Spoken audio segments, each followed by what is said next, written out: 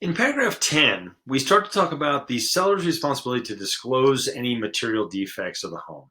And so the seller's property disclosure in 10.1, this is about an 8-page form that's going to ask very specific questions of the seller. Has there ever been water damage? Has there ever been a problem with the roof? Has there ever been hail damage? And they have to go through and answer to the best of their knowledge. So as a seller, it's very important that we are as honest as can be. I mentioned earlier that a home in Colorado was sold as is, where is, and with all faults. That's defined here in paragraph 10.2.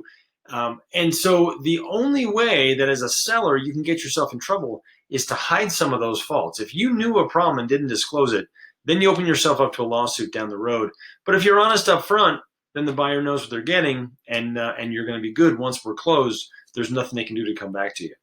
In paragraph 10.3, the buyer has the right to inspection. Now, there are several inspections: a general inspection of the home. There are additional inspections for radon, for methamphetamine, for a sewer line scope, for mold. There's a list of things that you may or may not want to consider, and you may or may not want to spend the money to have looked into. So we'll talk about those things as we go through the process, and the pros and cons of each one, the cost of each one. What's important to know is that this is your opportunity to inspect the property.